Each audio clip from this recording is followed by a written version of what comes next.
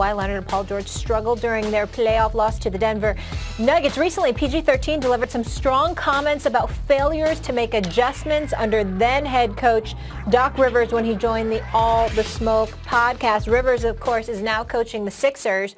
So, Max, I'll ask you this. With the outcome of last season, do you think Kawhi should have regrets about going to L.A. and joining Paul George?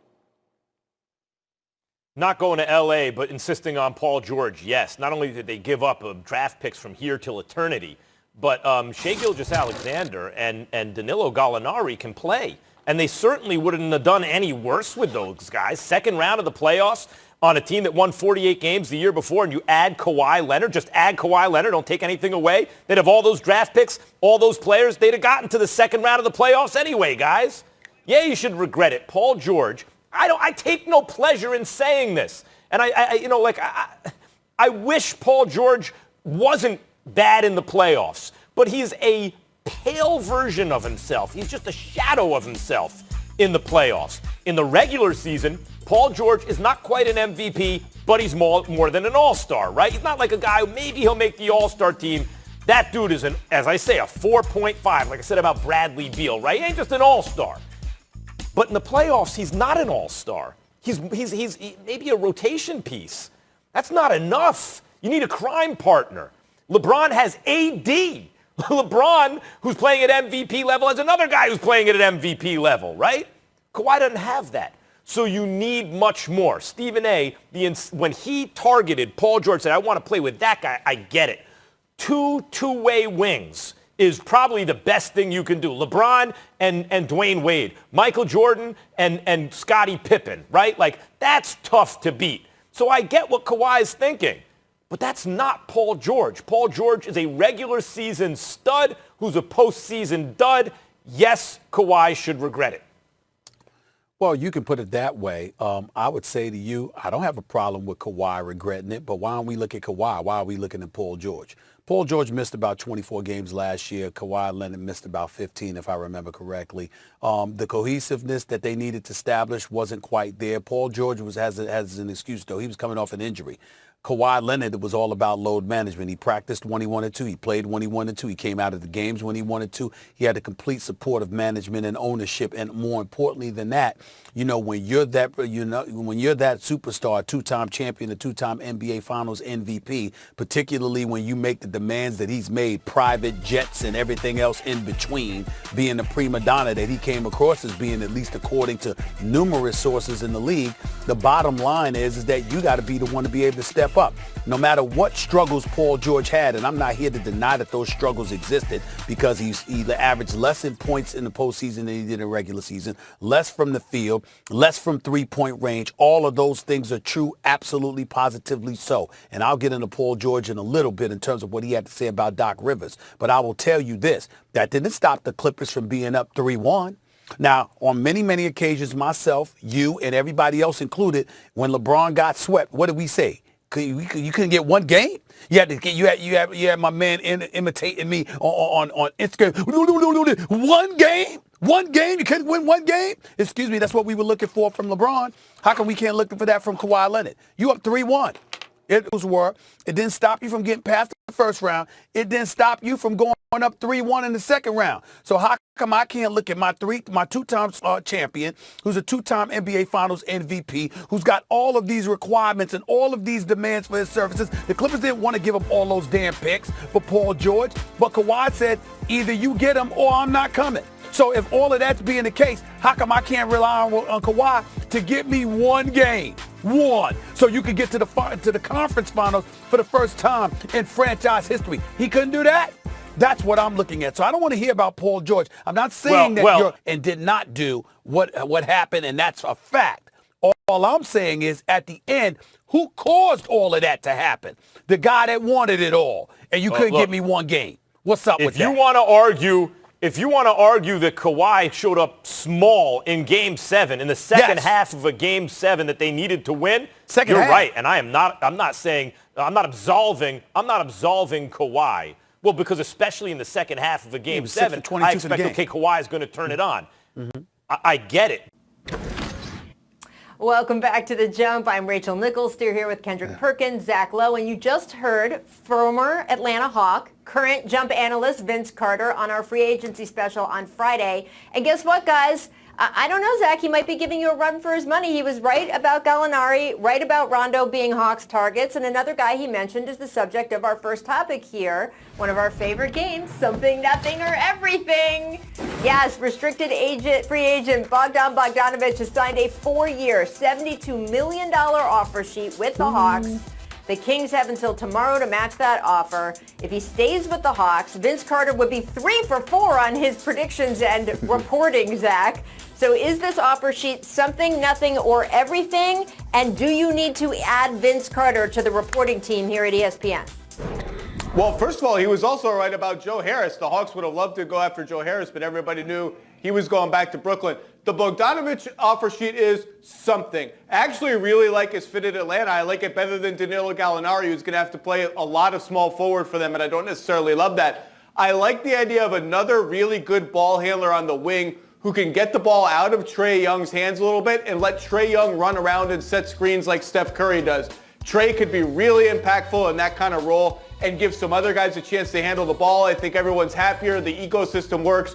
So I really like this move by the Hawks, and now we just wait to see if the Kings match. And the Hawks made it nasty with like a trade kicker and stuff. I love when these offer sheets get nasty. Rachel, Zach, Bogdanović to the Hawks will be everything. With Trae Young and Bogdanović, this might be the best scoring backcourt in the NBA. Bogdanović is a guy that teams have to prep for and shoot around and make sure they have a focal point on how to stop him. He is a walking bucket, and you pair him along a guy that's a level 4 scorer like Trae Young, it's going to be hard to stop them offensively. I don't care about how terrible they are on the defensive end. If you got this much scoring power in your backcourt, you have a problem. And then they could go with a 3-guard lineup where they have Rondo playing the point and have both of those guys playing off the ball. It could be serious. We could see a Splash Brothers, a lower version of the Splash Brothers down there in Atlanta, and I got Atlanta making the playoffs, even if Bogdanović don't come. But if he do come, they're going to make the playoffs and actually make some noise in the playoffs. That's how much of a factor he is. So the question then, Zach, is are the Kings going to match, or is Bogdanović going to be an Atlanta Hawk next season? Nobody knows. Everyone's asking me that question today. I think given that the Kings already orchestrated a sign-and trade for him that didn't actually work out, I would bet slightly against them matching. It's a lot of money, and they have a lot committed to Buddy Hield and now De'Aaron Fox and Harrison Barnes and Marvin Bagley's come up. So I would bet slightly no, but no team likes to lose a really good player for nothing. So I think I'll say 60-40 no. I don't feel confident in it. What do you think the Kings should do, Perk?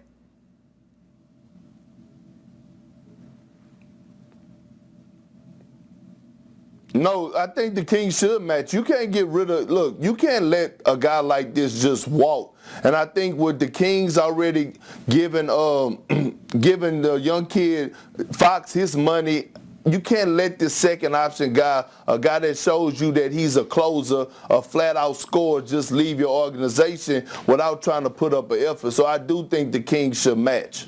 Well, we'll see what they do. They also have, of course, as Zach noted, other financial commitments. And let's get to one of those. Rising star De'Aaron Fox received a 5-year, $163 million maxed extension this past weekend. Fox less than 1 month shy of his 23rd birthday. So, Perk, is this extension something, nothing, or everything? Rachel, it is everything. It is everything. They drafted Fox, and every single year this young man has gotten better. He's one of the most underrated point guards in the league, and he keeps getting better every single year. I think this is a right move by the Kings. They're moving in the right directions. It showed that they're invested into the guy that they draft as a lottery pick, and the sky's the limit for Fox, and I love him because he's a Texas boy, so I'm always rooting for him, and I'm happy for him. But he's a great starting point for this Kings organization.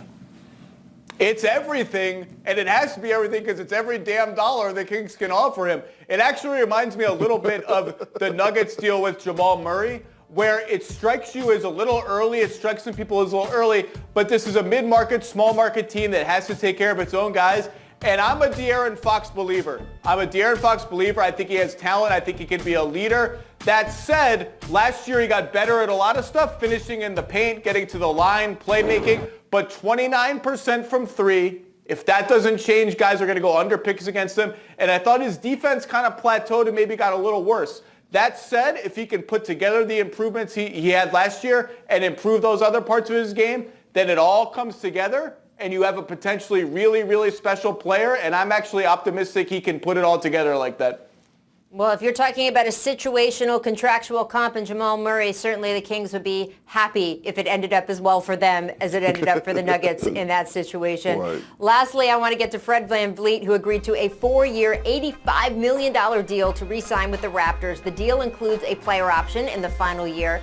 It is the largest contract in NBA history for an undrafted player. So first, just a little congrats from all of us to Fred VanVleet. His expression is bet on yourself, right? So is it something, nothing, or everything, Zach, that Fred bet on himself, got those kind of numbers, and is going to return to the Toronto Raptors? Obviously, it's everything. Isn't this what you want to see in sports?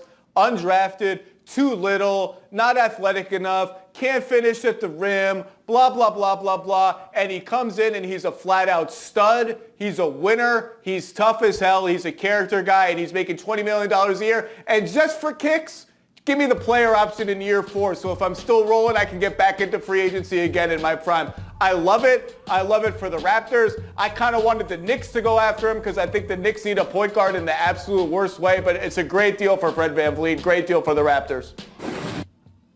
Well, Rachel, it's not everything, it's not something, it's not nothing. This is a beautiful thing. You're watching a guy who did get drafted. On draft night, guys look forward to get drafted, but now Fred VanVleet showing guys that never got drafted, especially in this year's draft, to never give up. And much props to Masai Ujiri for taking a chance on a guy like Fred VanVleet. And Nick Nurse actually giving him an opportunity to go out there and prove himself. But you got to give a lot of props to Fred VanVleet because, like you said, he betted on himself. And I follow him on social media, and he always have the emojis of the dice, and he rolling the dice. And guess what? He struck gold, man, and I'm proud of him because for the simple fact that he came out, he delivered. He's an underrated defender. He could get buckets, and this contract is well deserved.